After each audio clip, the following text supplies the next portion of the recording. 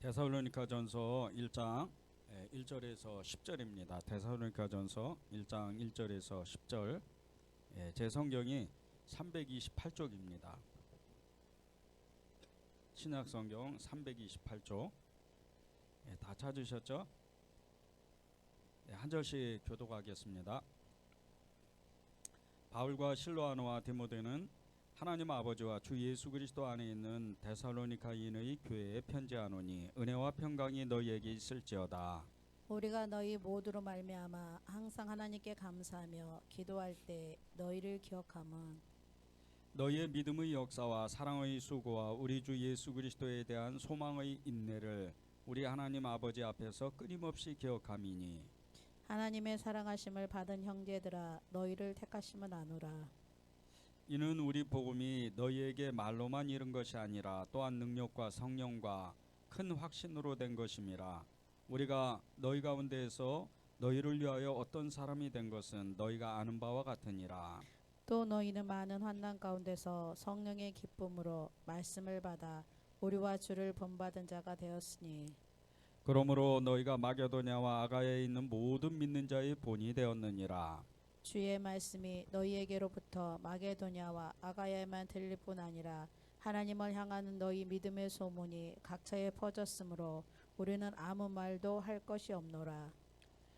그들이 우리에 대하여 스스로 말하기를 우리가 어떻게 너희 가운데에 들어갔는지와 너희가 어떻게 우상을 버리고 하나님께로 돌아와서 살아계시고 참되신 하나님을 섬기는지와 함께 읽겠습니다. 또 죽은 자들 가운데서 다시 살리신 그의 아들이 하늘로부터 강림하실 것을 너희가 어떻게 기다리는지를 말하니 이는 장래에 노하심에서 우리를 건지시는 예수시니라. 아멘. 하나님의 말씀입니다. 데살로니가 이 전후서는 정말 바울이 너무나도 기뻐했던 이 데살로니가 그 교회 성도들을 향해서 정말 그들을 향한 이 바울의 마음이 얼마나 기쁜지, 당신들을 내가 얼마나 사모하는지, 얼마나 당신들을 정말 사랑하는지 그것을 전하는 편지입니다.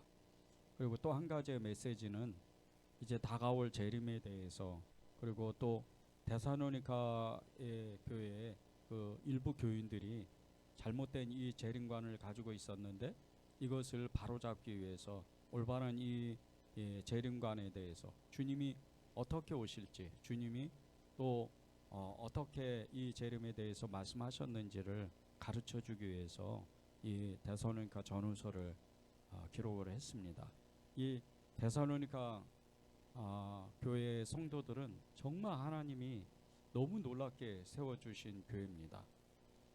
사도행전 17장에 보면 이 바울이 복음을 전하는데 데살로니가 교회에 들어가서 그가 딱 3주 동안 복음을 전하는데 이 교회가 이제 세워지게 된 겁니다. 3주 동안 이 유대인의 회당에 들어가서 주의 날에 복음을 전하는데 너무나 많은 사람들이, 그것도 유대인뿐 아니고 그리고 헬라의 유대인들까지, 어떻게 보면 또 헬라인들까지도 이 복음을 듣고 예수님을 믿는 사람들이 엄청나게 많아진 거죠. 그 중에는 이 헬라의 귀부인들도 있었고 정말 헬라의 귀족들도 많은 사람들이 예수님을 믿었습니다. 그런데 이 일로 인해서 바울의 대적자인 이 대적자들이 이 데살로니가까지 쫓아와서, 아니 이제 데살로니가에서 쫓겨나는데 또 베레아까지 쫓아가서 바울이 복음을 전하기만 하면 계속해서 핍박을 해야 되는 거예요. 그런데 이 데살로니가 교회에서 복음을 전할 때 단 3주 동안 세일회 동안 복음을 전하는데 또 쫓아와가지고 이 바울을 괴롭히니까 바울이 이 유대인들을 피해서, 대적자들을 피해서 베레아로 도망을 갑니다. 그리고 베레아에서 복음을 전하고 그 베레아에서도 또 교회가 세워지고 그런 놀라운 역사가 일어나는 거죠. 그런데 이 데살로니가 교회에 들어갔던, 데살로니가 교회에서 복음을 전했던 이 바울은 사도행전 17장에 보면 별 기대를 안 하고 그냥 지나가는 도시로 생각을 하고 유럽의 여러 도시들을 이렇게 거쳐가면서 이 데살로니가 교회를 그냥 지나가려고 이 주일이라 그냥 회당에 들어가서 예배를 드리는데, 복음을 전했는데, 예수님을 전했는데 엄청난 역사가 일어난 겁니다. 이 바울이 그렇게 별 기대를 안 했던 지역이었는데, 바울이 2차 전도여행 중에 이 데살로니가 지역을 들어갑니다. 그리고 복음을 전하는데 그것이 사도행전 17장 2절에서 4절에 나옵니다. 제가 세 번역으로 읽겠습니다. 바울은 자기 관례대로 회당으로 그들을 찾아가서 새 안식일에 거쳐 성경을 가지고 그들과 토론하였다. 그는 그리스도께서 받으신 반드시 고난을 당하시고 죽은 사람들 가운데서 살아나셔야 한다는 것을 해석하고 증명하면서 내가 여러분에게 전하고 있는 예수가 바로 그 그리스도이십니다라고 말하였다. 그들 가운데 몇 사람이 승복하여 바울과 실라를 따르고 또 많은 경건한 그리스 사람과 적지 않은 귀부인들이 그렇게 하였다. 이렇게 바울은 복음을 전하는데 불과 3주를 복음을 전했는데 이 바울과 실라, 오늘 말씀에는 실로아노라고 나오죠. 1절에 실로아노라고 나오는데 데살로니가 1장 1절에 실로아노라고 나오는데 이 실로아노가 이 헬라식 이렇게 로마식 발음이라 이 신라의 이름입니다. 근데 이 바울과 실라를 따르는 사람, 그 바울과 실라를 따르고 예수를 믿는 사람이 엄청나게 생겼다는 뜻이에요. 불과 3주 동안 복음을 전했던 그냥 너무나 정말 어떻게 보면 생뚱맞은 이런 지역이었는데 아무 진짜 기대감 없이 복음을 전했는데 그 엄청난 복음의 역사가 이 데살로니가 지역에서 일어난 거죠. 이것은 바울의 어떤 능력보다는 전적인 성령의 능력이었다는 거예요. 성령의 역사였다는 거죠. 성령의 역사가 일어나면 하나님의 그 부흥의 역사가 일어나는 겁니다. 5절을 보겠습니다. 이는 우리 복음이 너희에게로 말로만 이른 것이 아니라 또한 능력과 성령과 큰 확신으로 된 것임이니라.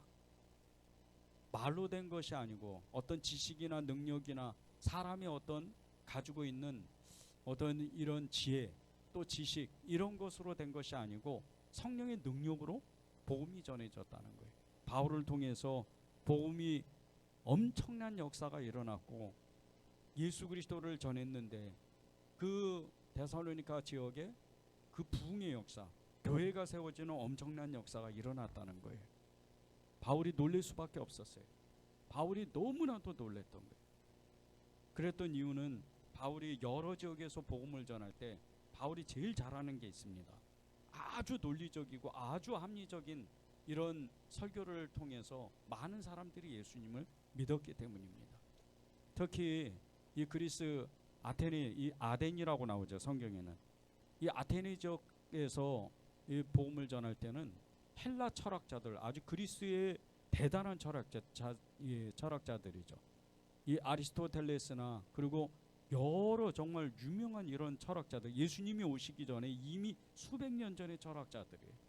그런 유명한 철학자들이 있는 이 철학의 도시였던, 철학의 중심지였던 이 아테네 지역에서 바울이 복음을 전할 때 정말 너무나 논리적이고 너무나 합리적인, 정말 너무나 지식적인, 너무나 철학적인 복음을 전했어요.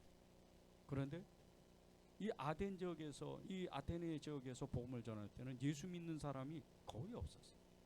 한두 사람만, 그저 그 네가 전한 그 복음이 도대체 어떤 복음이냐, 무슨 말이냐, 이렇게 의문을 가질 정도로 그 정도였지 예수 믿는 사람은 없었어요. 바울 당시에는. 그럴 정도로 그렇게 자기가 복음을 능력 있게 전했는데도 아무런 역사가 일어나지 않았는데, 오히려 이렇게 베레아 지역이나 데살로니가 지역에서는, 특히 데살로니가에서는 그냥 아무 기대감 없이 회당에 들어가서 이렇게 똑같이 우리가 예배를 드리는 거예요. 주의 날이니까, 주님의 날이라 주일날 예배를 드리는데 예수님이 이 고난 받으시고 십자가에서 죽으시고 사흘 만에 살아나시고 부활하셔서 그분이 우리의 주가 되셨다, 이 그렇게 간단하게 전한 거예요. 그런데 거기 앉아 있는 많은 사람들이 예수 믿겠어요. 예수 믿으려고요. 예수 믿으려면 어떻게 해야 돼요? 이렇게 하면서 예배가 끝나고 나서 바울과 실라를 쫓아오는 거예요. 너무나 깜짝 놀랐죠. 한 주가 지나고 두 주가 지나고 세 주가 지났는데 많은 사람들이 생긴 거예요. 비록 이 바울의 대적자인 유대인들, 이 예루살렘에서부터 쫓아온 다른 복음을 전하는 이 유대인들을 피해서 베레아적으로 이 바울이 도망갔지만 피해갔지만 성령의 능력이 그 데살로니가 지역에 엄청나게 일어나는 거예요. 이 데살로니가 교회는 자생하는 교회입니다. 자생하는 교회였어요. 그래서 너무나 큰 성령의 역사가 일어나서 바울이 다급하게 그의 영적 아들이었던 디모데를 파송할 정도로 다급하게 정말 보낼 정도로 성령의 역사가 그곳에 가득 찼었어요. 너무나 적은 믿음이었고 너무나 연약한 믿음이었지만 그 믿음이 하루가 지나고 이틀이 지나고 한 달이 지나고 1년이 지나고 엄청난 믿음의 역사가 이 데살로니가 교회에 일어난 거예요.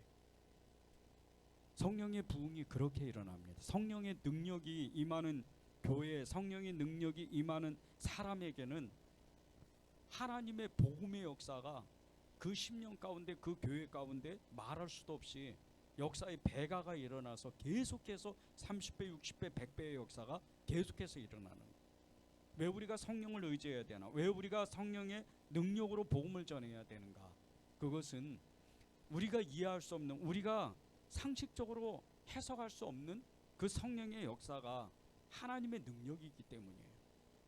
저는 여러분들이 성령의 그 능력에 사로잡혔으면 좋겠어요. 하나님의 성령의 능력에 사로잡혀서 여러분이 생각하고 여러분이 말하고 여러분이 계획하는 모든 것들이 하나님의 그 뜻하심대로 이루어졌으면 좋겠어요. 여러분이 계획하는 것들, 여러분이 기도하는 것들, 여러분이 꿈꾸는 소원들, 특히 여러분이 꿈꾸는 어떤 그 미래에 대한 그 꿈, 그것이 성령의 능력으로 되기 시작하면, 성령의 능력이 덧입혀지기 시작하면, 하나님의 그 기름 부음이 임하기 시작하면 이루 말할 수도 없이 정말 우리가 상상하는 그 이상의 역사가 일어난다는 거예요. 기독교 2000년 역사에 수많은 하나님의 종들이 있었어요. 근데 그 목회자들 뿐이 아니고 하나님의 성령에 사로잡혀서 그 목회자보다 더욱 큰 일을 했던 수많은 증인들이 많습니다. 기적과 이적과 표적을 나타냈죠. 수많은 그 엄청난 재정의 그 역사로 인해서 정말 지금 21세기에서도 아프리카의 한 도시나 한 국가를 살리는 그런 그리스도인들도 있어요. 이런 엄청난 일을 해요. 이런 엄청난 역사를 성령의 능력에 덧입히기만 하면, 성령의 능력에 사로잡히기만 하면 그런 사람이 복음을 전하면, 그런 사람이 하나님의 일을 하면, 그런 사람이 하나님의 교회를 위해서 봉사하면 엄청난 역사가 일어난다는 거예요. 바울은 이것을 너무나도 기뻐했던 거예요. 데살로니가 교회를 향해서, 그 성도들을 향해서, 그 교회 성도들을 향해서 성령에 덧입힌 그 성령의 능력에 사로잡힌 이 교인들을 향해서, 이 성도들을 향해서 너무나 기뻤어요. 2절을 보십시오. 우리가 너희 모두로 말미암아 항상 하나님께 감사하며 기도할 때에 너희를 기억함은, 바울이 데살로니가 교회들을 향해서 내가 너희 모두로 말미암아 항상 하나님께 감사한다는 거예요. 그 소식이, 들려지는 소식이 너무나 기쁜 거예요. 교회는 날마다 부흥하고 정말 하루가 다르고 일주일이 다르고 한 달이 다르고 1년이 다르고 교회가 사람이 점점 많아졌다는 거예요. 점점 하나님의 큰 일을 했다는 거예요. 그래서 그 기쁜 소식을 듣고 바울이 기도할 때마다 계속 그 처음에 복음을 전했던 그 일이 생각이 났다는 거예요. 바울이 그렇게 열심을 안 냈거든요. 이 데살로니가 교회에 처음 들어갔을 때, 그땐 교회도 아니었죠. 이 성도들을 처음 만났을 때 그때는 성도들도 아니었어요. 처음 데살로니가 사람들을 만날 때 유대인의 회당에서 바울이 복음을 전하는 주로 그 방법이 있는데 두 가지 방법이에요. 바울은 처음에는 이 회당에 갑니다. 어느 도시를 가든 유대인 회당에 들어가요. 그리고 두 번째는 시장에 가요. 항상 그 도시에 가장 사람이 많은 복잡한 이런 시장에 가서 복음을 전하는 거예요. 그런데 첫 번째는 늘 회당에 들어가요. 아직 교회가 아니잖아요. 유대인 회당입니다. 유대교를 믿는 유대인들이 모여서 하나님을 예배하는 그 유대인 회당이에요. 그곳에 가서 복음을 전하는데 잘못 전하면 유대인 회당에서 유대교를 그 말씀을 전하고 그리고 하나님을 예배해야 되는데 그곳에서 예수님이 그분이셨다. 예수님이 우리의 구원자이셨다. 예수님이 우리를 구원하셨다. 예수님이 우리의 신이시다. 하나님이시다. 이렇게 복음을 전하니 잘못 전하면 난리가 나잖아요. 그래서 바울이 계속 회당에서 복음을 전하면서 쫓겨났던 이유는 그 바울의 대적자들이 유대인의 그 율법과 그리고 이 할례 문제 가지고 계속해서 바울을 공격해 댄 거예요. 그러니까 유대인들의 거기에 예수님을 믿지 않는 사람들, 예수님을 믿지 않으려고 하는 이런 바울의 대적자들, 이런 사람들이 많으면 바울은 그 회당에서 때로는 계속해서 매를 맞기도 했어요. 그래서 바울이 고백하기를 내가 3번이나 정말 이렇게 40대에 한 대를 가만 39대에 그 태장도 맞은 적도 있다. 이렇게 말하고 복음을 전할 때마다 계속해서 도망다니는 이유가 뭐 바울이 복음을 전하다가 회당에서 복음을 전하다가 그런 사람들이 많으면 도망을 나오기 때문에 그렇기 때문에 바울이 도망다닙니다. 그런데 그 지역에 데살로니가 이 지역의 도시에서 회당 유대인 회당에서 복음을 전했는데 엄청난 역사가 일어나는 거예요. 별 생각도 없었는데 이게 성령의 능력이에요. 여러분이 성령의 능력에 사로잡히기 시작하면요, 바울이 오늘 2절에 고백하는 것처럼 내가 너희 모두로 말미암아 항상 하나님께 감사하는데 그것은 정말 내가 별 기대감 없이 복음을 전했던 그런 일들이 생각이 나서 내가 너희를 위해서 기도할 때마다 이게 도대체 무슨 일인가? 이거는 이 주님이 하셨던 일밖에 고백할 수밖에 없다. 여러분이 그렇게 성령에 사로잡히면, 여러분이 그렇게 성령의 능력에 덧입히기만 하면 그런 일이 일어난다는 거예요. 바울의 고백과 같이. 성령의 역사가 지금은 많이 사라지는 시대예요. 너무나 안타까운 시대입니다. 성령을 이야기를 안 해요. 잘. 천국 복음, 지옥 복음, 저희 천국과 지옥의 이런 하나님의 그 복음의 말씀을 잘 전하지 않아요. 너무 안타까운 일이에요. 물론 그것이 뭐 좋다 나쁘다, 저는 그것이 신학적인 어떤 오류가 있다 없다 이런 것을 따지는 것은 아니에요. 그런데 성령의 역사를 우리가 고백하고 우리가 말씀을 나누지 않는다면 도대체 우리는 어떤 능력으로, 어떻게 우리가 예수님의 이름으로 어떤 믿음을 가지고 세상의 이 어마어마한 세상을 이겨나가면서 우리의 꿈을 이루어가냐는 거죠. 성령의 능력이 우리에게 없다면 우리는 무슨 믿음을 가지고, 우리는 어떤 능력을 가지고 세상을 우리는 다스리고 세상을 정복하고 세상 가운데에서 예수 그리스도를 드러낼 수 있냐는 거예요. 고대 시대 때, 아브라함 시대 때는 성령의 능력이 없는 것처럼 보여요. 그러나 성령의 능력에 덧입혔던 이 아브라함은요, 나중에 창대한 믿음을 가졌는데 그 창대함을 믿음을 가지기 전에 수많은 고난을 당했어요. 수많은 어려움을 당했어요. 그 어려움을 빠져나온 것은 성령의 능력이었어요. 믿음을 쓰고 하나님 앞에 그 믿음을 나타내고 믿음을 고백하고 믿음으로 그가 발을 띄고 행동했기 때문에 성령의 그 능력으로 하나님이 그에게 기름을 부으시고 그를 지켜주신 거예요. 모세 때 보세요. 성령의 능력이 얼마나 강력하게 나타나요. 대제국이었던 이 이집트 땅을, 이 애굽 땅을 하나님이 뒤엎으시잖아요. 맨 마지막에 하는 게 어떤 거예요? 이집트에 있는, 이 애굽에 있는 모든 신들을 하나님이 벌하신다고 그랬어요. 성령의 능력이 아니고는 그런 역사가 일어날 수가 없어요. 성령의 능력이 아니고는 어떻게 이 메뚜기 떼가, 어떻게 이 파리 떼가, 어떻게 이 수많은 자연 재앙이 성령의 능력이 아니고는 어떻게 일어나겠어요? 성령의 능력이 아니고는 어떻게 홍해가 갈라져요? 어떻게 성령의 능력이 아니고는 요단이 갈라지냐고. 어떻게 성령의 능력이 아니고는 바위에서 물이 샘물과 같이 쏟아지겠어요. 우리는 이 성령의 능력을 계속해서 잊어버립니다. 성경을 읽으면서도 그저 옛날에 그런 일이 있었대, 이렇게 성경을 읽어요. 저는 요즘에 성경을 읽을 때 성령의 능력이 덧입히기를 간절히 정말 소망합니다. 이것은 하나님이 제게 주신 꿈, 하나님이 제게 주신 그 하나님에 대한 비전, 이것이 이루어지기 위해서 하나님의 그 성령의 능력이 덧입혀져야 되기 때문이에요. 지금도 교회는 부흥하는 것이 성령의 역사가 아니고는 일어날 수가 없어요. 지금도 여전히 성령의 역사는 다 일어난단 말입니다. 복음의 능력, 복음을 전하는 그 복음 전도자들의 그 엄청난 역사들은요, 성령이 아니고는 도저히 설명할 수가 없습니다. 어떻게 한 사람이 100명을 전도하고, 어떻게 한 사람이 1000명을 전도하고, 어떻게 한 사람이 수백 명을 전도하냐고. 있을 수 없는 일이에요. 지금 이런 시대, 지금도 이 시대 21세기에 2023년에 지금도 수십 명을 하루에 전도하는 사람이 지금도 있어요. 교회가 무너지는 게 아니에요. 다 교회가 사라지는 게 아닙니다.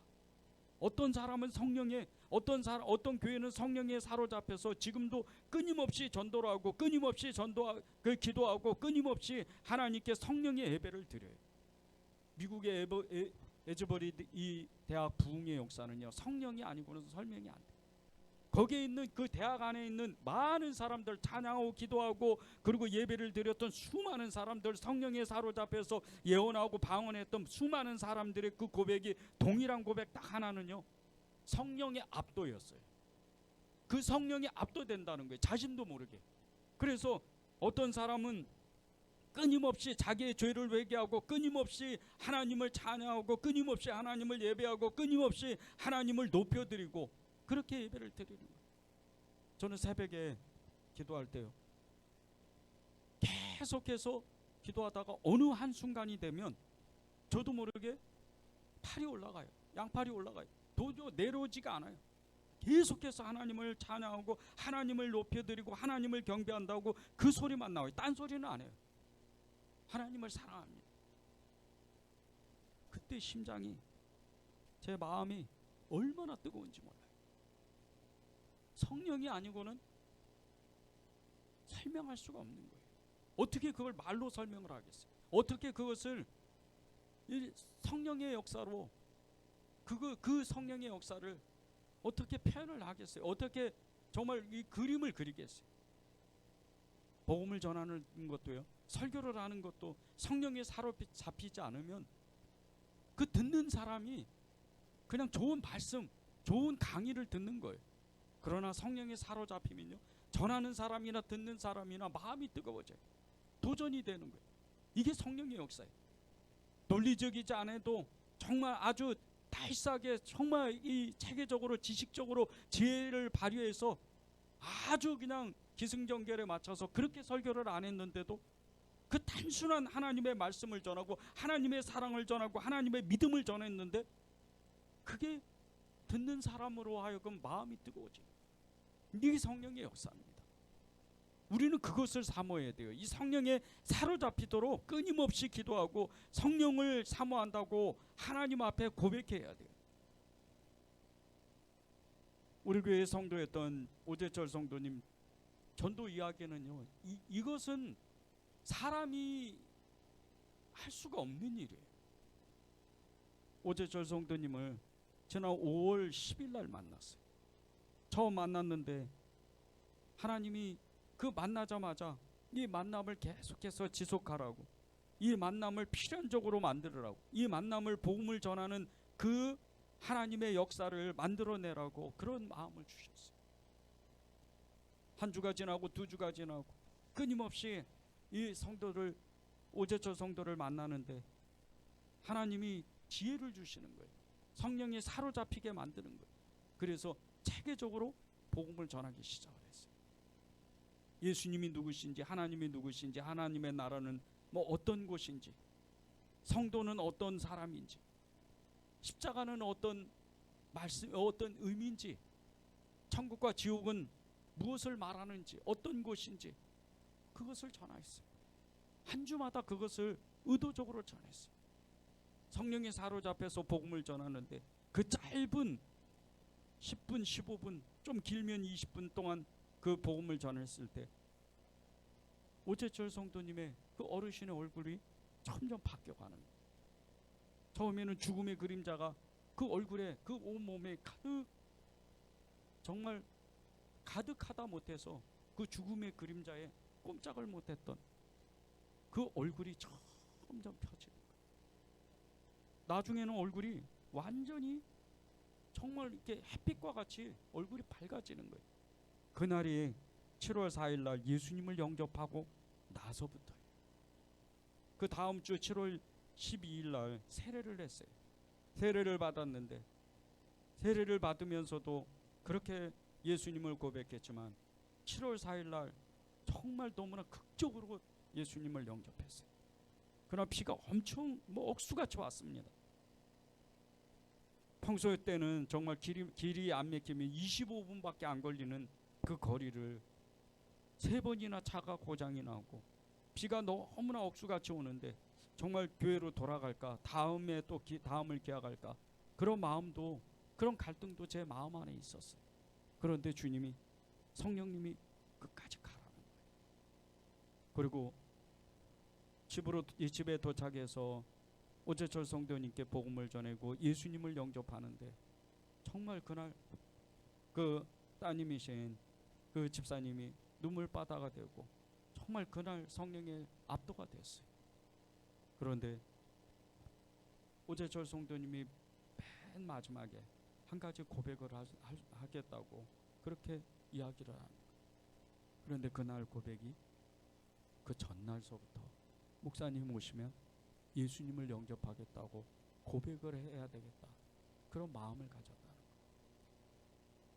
만약에 그날 제가 오재철 성도님을 만나지 못했으면 정말 이 성령의 강력한 역사, 이 구원의 역사는 이루어지지 않아요. 오재철 성도님이 7월 18일 하늘나라로 이제 정말 당당하게 예수님의 이름으로 들어가셨는데 이것은 성령의 능력입니다. 그 따님이신 집사님이 마지막으로 형제들에게 이렇게 아빠의 얼굴을 마지막으로 보면서 나누는데, 아빠가 돌아가시기 전에 정신이 또렷할 때, 정말 분명할 때 모든 사람을 용서하고 모든 사람에게 용서를 구하고 모든 사람을 사랑한다고, 그 가족들을 사랑한다고 그렇게 고백했다. 이게 사람이 할 수 있는 일이 아니에요. 이건 성령의 역사 아니면 이루어질 수가 없는 일이에요. 예배를 다 장례를 끝내고 교회로 돌아와서 이제 지친 몸으로 하나님 앞에 기도하는데 하나님이 제게 그런 마음을 주시는 거예요.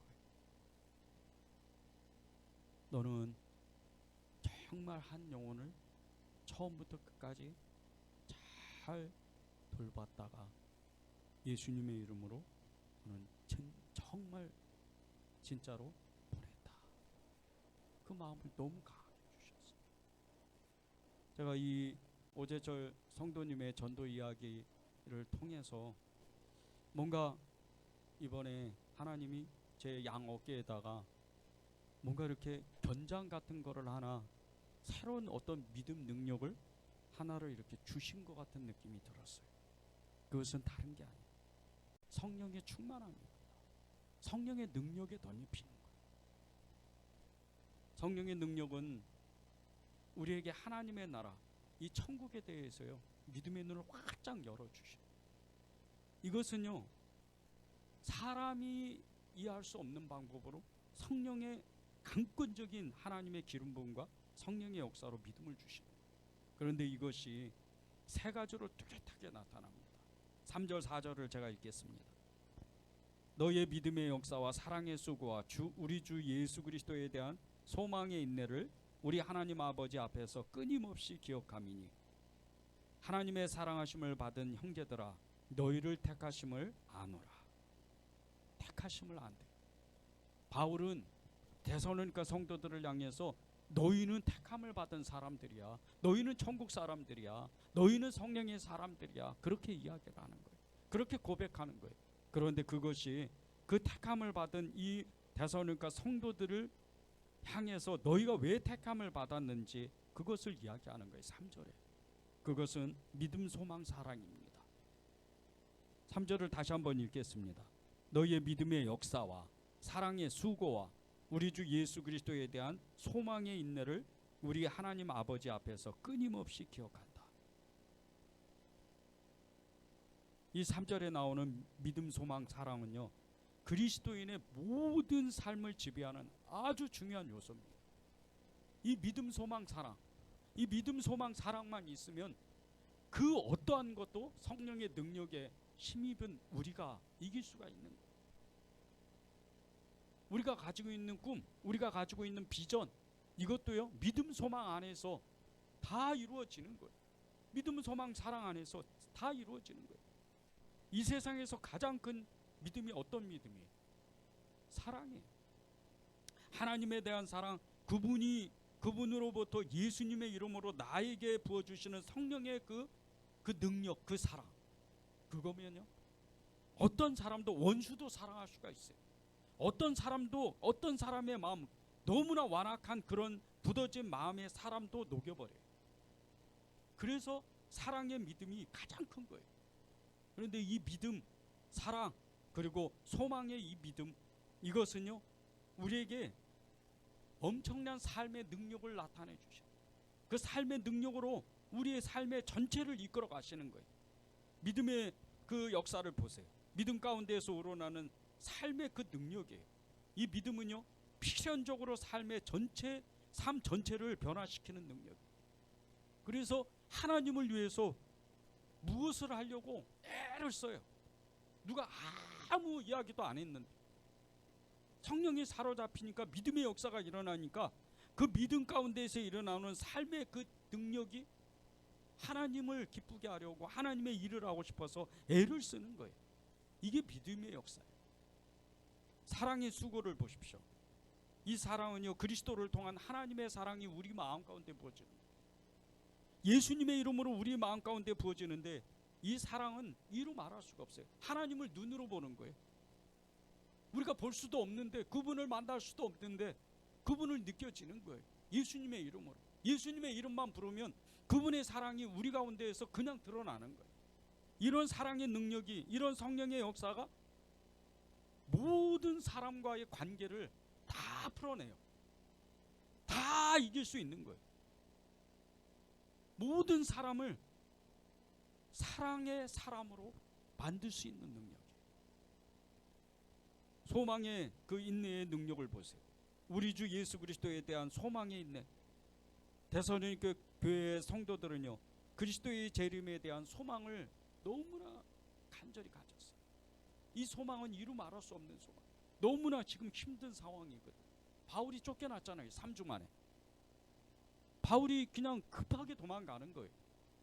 바울은 어떨 때 이 복음을 전하다가 도망 다닐 때요 짐도 제대로 꾸리지 못하고 도망을 가서 이웃 도시로 도망을 가면 바울의 동역자 디모데나 이 디도, 이런 사람들, 실로아노, 실라나, 이런 사람들이, 아니면 누가가, 아니면 마가가 그 도시에서 바울의 짐을 챙겨가지고 나중에 쫓아와요. 제일 많이 했던 사람이 디모데. 그래서 디모데가 여행을 그렇게 많이 한 거예요. 디모데는 바울이 정말 사랑하는 영적 아들. 바울이 가장 어려운 순간에 바울 곁에서 제일 가까이 있던 사람 중에 한 사람이 디모데입니다. 늘 바울 옆에는, 바울이 이제 몸이 이렇게 좋지가 않기 때문에, 건강이 안 좋아서 늘 누가는 바울 옆에 아예 붙어 있었어요. 의사였잖아요. 그래서 바울의 그 모든 삶을 제일 잘하는 사람이 이 누가입니다. 그래서 누가가 정말 하나님의 마음으로 늘 이 바울을 섬겨줍니다. 그런데 그에 못지않게 이 디모데는 바울이 무슨 신부를 시키면 동에서 번쩍 서에서 번쩍, 이 말이 동에서 번쩍 서에서 번쩍이지. 생각해 보세요. 고린도에서 이 아테네를 가려면 그 척박한 이 산악지역인 거의 막 이 해발 2000m가 2500m 이상 되는 이런 그리스 산악지역을 끊임없이 걸어가고 끊임없이 여행을 해야 돼. 배를 타고 가든지 말을 타고 가든지 걸어가든지 그럴 정도로 이 바울의 일을 도맡아서 하는 거예요. 그런데 이 데살로니가 교회의 성도들, 이 성도들이요, 예수님의 그 재림에 대한, 그리스도의 재림에 대한 소망을 가지고 그 어려운 현실 속에서도 이 고난을 정말 감내하는데, 이 유대인들의 그 핍박을 감내하는데 그것이 바울에게 들려지. 바울에게 그것이 너무나 안타까운 소식이 들려지. 그래서 바울이 끊임없이 인내의 소망을 가지라고, 그 믿음으로 살으라고 끊임없이 권면하는 그 능력이, 이렇게 데살로니가 성도들이 그 인내할 수 있는, 고난을 이겨낼 수 있는, 고통을 이겨낼 수 있는 그 능력이 바로 성령의 능력이었어요. 4절을 보십시오. 우리는 믿음, 소망의 소망, 사랑에 대한 삶을 위해서 그 데살로니가 성도들이 택함을 받았다고 우리는 말씀을 읽었어요. 이 믿음, 소망, 사랑을 위해서, 그 삶을 살기 위해서 택함을 받았다는 거예요. 저와 여러분도 똑같아요. 우리는요, 우리만의, 우리들의 천국 이야기를 써 나가야 돼요. 우리만의 천국 이야기를, 천국 가는 이 여정의 길을, 그렇게 철로역정 존 보니언이 쓴 이 철로역정 주인공 크리스찬과 같이 우리만의 천국 이야기를 계속해서 써 내려가야 돼요. 그리고 한 걸음 한 걸음 믿음의 시간을 가는 거예요. 그런데 이것은 성령의 능력이 아니고는 택함을 받은 사람으로서 살아갈 수가 없어요. 천국 소망을 놓치는 순간이요, 우리의 믿음은 사실 다 헛것이에요. 천국 소망을 놓치면 우리가 살아갈 힘을 낼 수가 없어요. 이 천국 소망, 이 천국 소망을 계속해서 부어주시는, 천국 소망을 끊임없이 부어주시는 것은 성령의 능력이에요. 다른 것이 아니에요. 성령의 능력이 있었기 때문에 바울이나 디모데나 그리고 데살로니가 교인들이 하나님의 손에 붙잡힌 바 돼요. 그래서 그 고난을 이긴 거예요.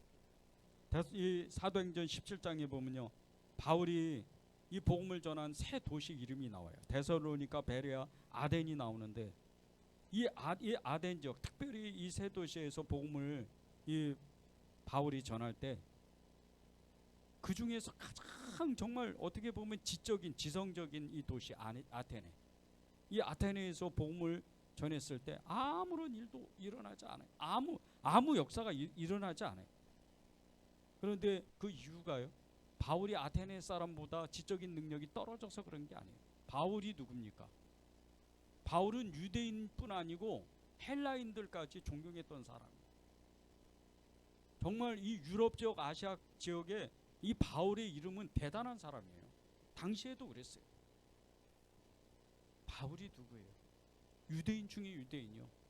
난지 8일 만에 할례를 받고, 그리고 이 이스라엘 가문들, 이스라엘의 이 수백 년, 수천 년 된 이 가문들 중에 가장 유명한 가말리엘, 이 문파에서 가말리엘의 수제자였어요. 제자 중에 제자예요. 지금도 이스라엘에 가면요, 이 가말리엘 문파가 있어요. 그럴 정도로 유명한 문파예요. 모세오경을 제일 잘 해석하고 가르치고 그 말씀을 정말 이렇게 뜻을 해석하는, 제일 잘 해석하는 가문이 이 가말리엘 문파예요. 거기서 바울이 공부했던 사람이에요. 그런데 바울이 거기서 그치지 않고 바울이 늘 고백하는 게 있잖아요. 나는 로마인이다. 로마인이에요. 로마 시민권자라는. 그래서 사도행전 20장에 가면 계속해서 자기는 황제 가이사에게 탄원을 한다고 그랬죠. 그럴 정도로 능력이 있고 그럴 정도로 많은 사람들이 그를 함부로 하지 못하는 사람이었어요. 근데 이 바울이 복음을 전하는데 이 아테네 사람들은요 전혀 듣지 않아요. 왜? 그들은요 자신들이 가지고 있는 이 아테네 사람만의, 이 그리스 사람만의 가지고 있는 철학적 사상이 있기 때문에 그들은 그냥 지식이 아니에요. 수많은 철학이 있었어요. 그런데 그것도 수백 년간, 지금으로 말하면 수천 년이죠. 지금 세계 역사의 문화를 움직이는 게 철학이에요. 철학적인 문화입니다. 그런데 이미 그때부터 이 그리스 지역의 헬라 지역에, 헬라 전체 지역에 로마를 아예 그냥 문화로 점령했던, 철학으로 점령했던 이 아테네 사람들은 철학적인 지식이 있었다. 그때 바울이 알았어요. 복음을 전하는 것은 성령의 능력이다. 그때부터 단순하게 복음을 전해요. 예수님은 십자가에서 못 박히시고 고난당하시고 못 박히시고 죽으시고 사흘 만에 살아나시는데 그분이 온 인류의 메시아였다. 그리스도셨다. 이것만 전해요. 다른 건 전하지 않아요. 바울은 늘 그것만 전했어요.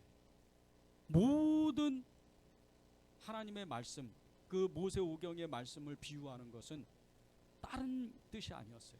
그것을 전하는 게 아니에요. 그 비유로 이렇기 때문에 그분이 예수님이셨다. 레위기에 가서도 계속해서 짐승을 잡는데 피를 뿌려야 되고 피는 마시지 말고 피는 생명이다 이렇게 전할 때도 그 피가 예수님의 피였다. 계속 이런 식으로 전하는 거예요. 예수님의 피, 예수님의 보혈이 흘러야 우리의 죄가 사해진다. 이런 식으로 전하는 거예요. 그러니까 레위기만 다 펼쳐지면 그 안에서 레위기 1장에서 27장까지 계속해서 나오는 게 예수님이 계속해서 드러나시는 거예요. 바울은 그런 식으로 복음을 전하는 거예요. 성령의 능력이 힘이 부니까, 그러니까 계속해서 레위기를 전해도 유대인들이 바울의 복음을 듣다가 예수님을 보는 눈이 열리는 거예요. 이때부터 그런 거예요. 5절을 보십시오. 우리 복음이 너희에게로 말로만 이른 것이 아니라 또한 능력과 성령과 큰 확신으로 된 것이라. 말로 된 것이 아니고 능력과 성령의 큰 확신으로 됐다는 거예요. 성령의 능력으로 됐다는 거예요. 성령의 능력으로 복음을 전했다는 거예요. 여러분이 지금보다 더 나은 믿음을 가지고 싶습니까? 그러면 성령을 의지하면 돼요. 여러분이 지금의 그 믿음, 가지고 있는 믿음이 더 확고해지고 싶어요? 그러면 성령을 의지하면 돼요. 내 속사람을 진정으로 변화시키고 싶다면 성령을 의지하면 돼요. 내가 믿음이 떨어진 것 같으면 성령을 의지하면 믿음이 다시 내 안에서 솟구쳐 올라오는 거예요. 19세기 미국 부흥의 주역이었던 D.L. 무디. 이 D.L. 무디는요, 성령의 능력에 의해 거룩한 삶과 봉사의 삶을 살 수 있다고 평생도록 설교했던 사람. 책을 써도 성령의 능력에 힘입어야 된다고, 성령을 의지해야 된다고 계속 그런 식으로 책을 썼어요. 그 이유는요, 이 D.L. 무디는 모든 그리스도인에게는 성령이 내주하신다고 진짜로 믿었어요. 그런데 어떤 사람은 그 내주하신 성령님께 반응하는 사람이 있고, 어떤 사람은 전혀 무반응으로 그렇게 살아간다고 그런 늘 설교했어요. 실제입니다. 성령의 능력에 정말 사로잡히고 성령의 능력에 그 덧입히지 않으면요, 우리는 한순간도 믿음으로 살 수가 없어요. 이 무디가 평생토록요, 모든 그리스도인은 삶 전체에서 성결의 열매가 나타나야 된다고 그렇게 강조했던 사람. 성결의 열매. 마지막 주님을 만나는 그 순간에요, 천국문이 딱 열릴 때 우리의 이 영혼육이 하나님의 그 성결에 붙잡히지 않으면 우리는 거기서 불타 죽는 거예요. 그 천국문 앞에서 불타 죽는 거예요. 실제입니다. 많은 사람들이 그냥 예수님 이름 부르면 하나님 앞에 그냥 갈 수 있다고 생각을 해요.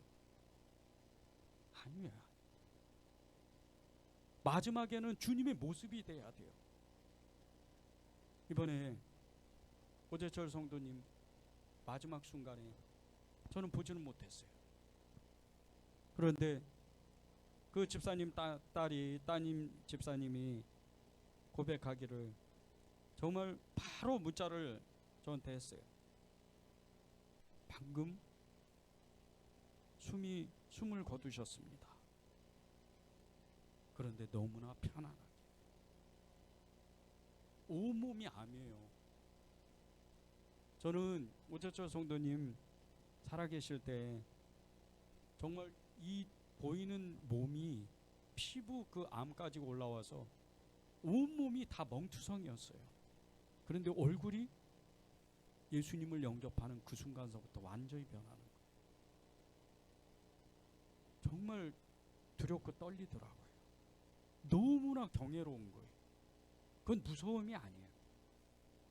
아, 이게 진짜였구나. 성령에 사로잡히면요, 사람은 마지막 순간에 모든 그리스도인은요, 성령에 사로잡히면 성령의 능력에 덧입히면 마지막 순간에 성결의 영이 그에게 임해요. 그리고 예수님처럼 모습이 변하는 거예요. 예수님처럼 그렇게 닮아 있는 모습이 되는 거예요. 그리고 천국문이 열리는 거예요. 담대히 가는 거예요. 담당하게. 그래서 많은 믿음의 사람들, 정말 수십 년 동안 믿음을 가졌던 이 권사님, 집사님, 특별히 장로님들은요, 주님 앞에 갈 때 자는 듯이 그냥 어디 이렇게 옆집을 이사 가는 듯이 천국 이제 갑니다.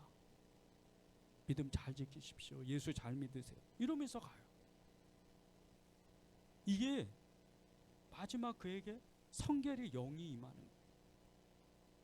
성령에 사로잡히니까 늘 성령 충만하다가 마지막 성결의 영이 그에게 임하니까 그 머리에서 발끝까지 영혼육이 예수님의 영으로 충만해지는 거예요. 그러니까 천국문이 자동으로 열리는 거죠.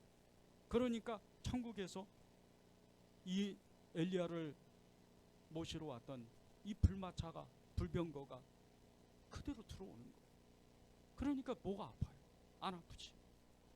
죽음을 뛰어넘는 거예요. 죽음의 힘을 이기는 거예요. 사망아, 너의 쏘는 것이 어디 있느냐?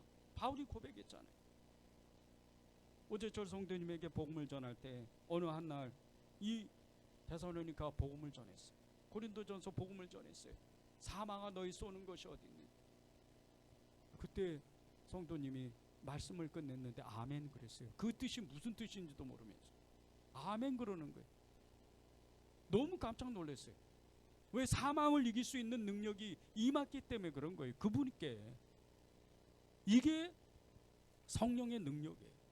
이 성결의 열매는요, 이 성결의 이 열매는 성령의 능력으로 나타나는데, 이 성결의 열매는 어떤 고난도, 어떤 환경도 다 능히 협파하고 능히 이기고 그것을 뛰어넘는 능력이 있어요. 6절을 보십시오. 너희는 많은 환난 가운데서 성령의 기쁨으로 말씀을 받아 우리와 주를 본받는 자가 되었다. 성령의 능력에 힘입으니까 환난 가운데서도 성령의 기쁨이 임해요. 힘든데, 너무나도 어려운데, 너무나 고통스러운데 그 고통을 뛰어넘는 거예요. 그 환난을 뛰어넘는 거예요. 하나님의 기쁨이 그에게, 성령의 기쁨이 그에게 임하니까. 여기 이 6절에서의 환난 가운데라는 그 말씀은요, 사도행전 17장 1절에서 9절에 그게 나와요. 바울이 데살로니가 회당에서 복음을 전하는 것을 보고 유대인들이 시기하는 마음이 가득해요. 그리고 바울을 죽이려고 이 입이 막 그 동네를, 그 도시를 전체를 찾아다니고, 그런데 바울의 그 동역자였던 야손의 집을 찾아요. 그리고 야손의 집을 찾아가는 거예요. 이제 아주 떼거리로 찾아가는 거죠. 무리를 지어서. 근데 그곳에 야손의 집을 곳곳에 막 다 뒤져보니까 안방이고 뭐 부엌이고 다 뒤져보니까 바울을 만날 수가 없어요. 화가 나니까 이 야손과 그리고 바울의 이 몇 명의 제자들, 그들을 붙잡아서 재판소로 끌고 가요. 이 사도행전 17장에는 읍장이라고 나와요. 근데 이 재판소입니다. 이 재판소로 끌고 가요. 근데 그곳에 수많은 또 다른 제자들이 있는 거예요. 바울의 제자들이, 예수님의 제자들이 있는 거예요. 그리고 돈을 내서 보석금을 내고 그들을 풀려나게 만들어요. 하나님의 역사가 일어나니까, 성령의 능력에 덧입히니까 이 고난과 고통을 이길 수 있는 연합과 인내의 역사가 그 안에서, 그 교회 안에서 일어나기 시작을 하는 거예요. 이 인내의 믿음을 만들어내는 것이 성령의 능력입니다. 노아가 홍수 심판에 대비해서 방주를 만들 때요, 그의 친구들과 이웃 사람들이 그를 비웃고 멸시하고 얼마나 적대시했는지 몰라요. 거의 죽이려고 그랬어요. 아예 그냥. 나중에는 이제 홍수가 났을 때는 그 높은 산에 올라가서, 그 하나님의 산에 올라와서 거기까지 어떻게 또 올라오겠어요. 올라와가지고 살려달라고 또 그 방주문을 막 두드리잖아요. 나중에 성경을 자세히 보십시오. 그게 얼마나 무서운 장면인지 몰라요. 생각해 보세요. 일순간에 하늘의 그 문이 아예 그냥 열리고 땅에서 이 샘물이 솟아오르는데, 양쪽에서 솟아오르는데 방주에 들어가야 사는 거예요. 다 죽어요. 이 죽음의 공포 가운데 수많은 사람들이, 한두 사람이 아니에요. 그 수십만 명의 사람들이 방주에 붙었다고 생각해 보세요. 이게 얼마나 무서운 일인지. 그런데 그러기 전에 이 노아가 홍수 심판을 대비해서 방주를 만들 때 아예 그냥 멸시하고 천대하고 죽이려고까지 그렇게 그랬던 사람. 그런데 그런 위협에도 이 노아는요, 성령의 능력을 받아서 끝까지 그것을 참고, 그리고 방주를 완성합니다. 그리고 그와 그의 세 아들, 그의 아내 8명이 살아나는 거예요. 그리고 인류에 다시 시작할 수 있도록 모든 짐승들을 암소 한 쌍씩, 7쌍씩 이렇게 묶어서 그 방주에 다 들여 보내는 거예요. 그렇게 성령으로 충만했던, 성령의 능력에 힘입었던 이 노아가 나중에 또 어떻게 돼요? 온 인류를 다시 시작하게 만든 이 노아가 홍수가 끝나고 현 농사, 포도 농사를 짓고 술을 또 엄청 먹잖아요. 성령의 능력이 사라지니까. 그리고 나서 그 세 아들 중에 막내 아들을 저주하는 거예요. 화를 엄청 내는 거죠.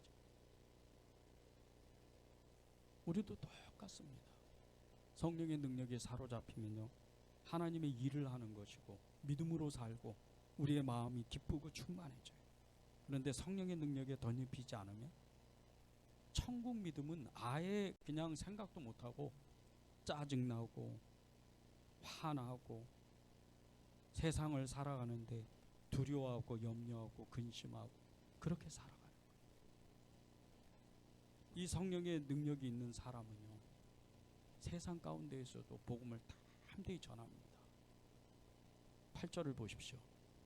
주의 말씀이 너희에게로부터 마게도냐와 아가에게만 들릴 뿐 아니라 하나님을 향한 너희 믿음의 소문이 각처에 퍼졌으므로 우리는 아무 말도 할 것이 없다. 바울이 이 데살로니가 교인들에게 아무 말, 내 더 이상 너희들에 대해서 아무 말을 내가 할 필요가 없다고 이렇게 얘기를 해요. 그 뜻은 무슨 뜻이냐면요, 그 앞절을 보세요. 앞에 부분, 8절 앞에 부분, 주의 말씀이 너희에게로부터 마게도냐와 아가에만 들릴 뿐 아니라 하나님을 향한 너 믿음의 소문이 각처에 퍼졌다. 이 뜻은 헬라, 이 데살로니가 지역을 중심으로 베레아, 멀리 아테네까지 이 헬라 지역의 전체 데살로니가 교인들이 복음을 전했다는 뜻이에요. 성령의 능력에 사로잡히니까. 그 중간에 들릴 뿐 아니라 이런 말씀이 있는데, 들린다는 이 단어의 헬라어가요, 엑세케타이라는 단어를 써요. 근데 이게 어떤 뜻이냐면요, 소리를 울려대다, 이런 뜻이에요. 소리를 내는 것이 아니고 아예 울린다는 거예요. 얼마나 크게 소리를 치는지, 울린다는 거예요. 크게 전했다는 거예요, 복음을. 아예 그냥 막 소리 지르면서 내 거리에 지나가면서 내가 죽던 살던 예수님은 하나님이시다, 우리는 천국 간다, 막 이런 식으로 전하는 거예요. 이 바울과 실라에게 전해졌던 복음이 데살로니가 교인들을 통해서 전해지고 헬라 전역에 퍼져나가. 바울이 1, 2, 3차 전도 여행을 통해서 아시아와 유럽에 복음을 전했는데, 이 복음을 전하면서 바울을 통해서, 바울의 동역자들을 통해서 복음을 들었던 수많은 지역의 사람들, 그 원주민들, 토착민들이 복음을 듣고 그 엄청난 2배 역사, 3배 역사, 수십 배의 역사로 복음을 전하. 이게 성령의 능력. 온 세상 가운데 복음을 전해서 지금 2000년이 지나고 저와 여러분에게도 그 성령의 능력에 사로잡힌 어떤 전도자 한 사람 때문에 우리가 복음을 듣잖아요. 그리고 우리가 믿음을 가졌잖아요. 성령의 능력이 있는 사람이 복음을 전하니까. 그런데 이 성령의 능력에 사로잡힌 사람은요, 세상 일을 단호하게 끊는 사람, 하나님의 뜻하신 거, 하나님이 싫어하시는 거, 이런 것을 구분하는 사람, 하나님이 싫어하는 세상적인 이런 관념들, 이런 세상적인 일들, 이런 것을 아예 그냥 단호하게 한 번에 끊어요. 그게 성령의 능력에 사로잡힌 사람, 그리고 다시 오실 주님을 사모하는 그 마음이 충만한 사람이 돼요. 9절 10절을 보십시오. 우리가 어떻게 너희 가운데 들어갔는지와 너희가 어떻게 우상을 버리고 하나님께로 돌아와서 살아계시고 참되신 하나님을 섬기는지와 또 죽은 자들 가운데서 다시 살리신 그의 아들이 하늘로부터 강림하실 것을 너희가 어떻게 기다리는지를 말하니, 이는 장래의 노하심에서 우리를 건지시는 예수시니라. 10절의 그 하반절에 보면요, 너희가 어떻게 기다리는지, 이 데살로니가 성도들이 재림하에 오시는 다시 오실 예수님을 어떻게 기다려요? 성령의 능력에 사로잡혀서 자신들이 그동안 섬겼던 헬라의 그 다신적인 우상 숭배를 단호히 버리고 예수님의 제자가 되기로 결단하는 그 순간서부터 그들은요, 하루하루를 재림하여 오실 예수님, 다시 오실 예수님을 믿음으로 기다려요. 아무리 견디지 못할 고통이라도 그들은 끝내 견뎌내요. 그리고 교회가 부흥하기 시작을 합니다. 미국 에즈버리 부흥회, 이 부흥은요, 성령의 역사예요. 그런데 이것이 거기서 끝나면 안 돼요. 지구 반대편에서 우리가 그 소식을 듣고 그 에즈버리 부흥회, 에즈버리 대학의 부흥회 그 역사를 소망하면서 우리는 기도합니다. 그런데 그것이 정말 믿어져야 돼요. 그곳에 성령의 역사가 강권적으로 임하고 성령의 능력이 기름 부음으로 나타났다면 우리의 가정과 나 스스로, 나 자신과 이웃과 그리고 교회, 세상 가운데, 도시 가운데, 국가 가운데, 한국교회 가운데, 세계 열방 가운데 그 성령의 능력이 부어지도록 우리가 소망하며 기도해야 돼요. 그것이 하나님의 뜻이에요. 저는 여러분들이 성령의 능력에 정말 사로잡혀서 여러분의 꿈이, 하나님으로부터 시작된 그 꿈이 정말 진행되고 또 결국은 완성되고 그 하나님의 그 꿈이 이루어져서 하나님의 영광이 드러나기를 정말 간절히 바랍니다. 여러분이 그것을 소망하십시오. 우리 말씀 붙들고 기도하는 시간을 갖겠습니다.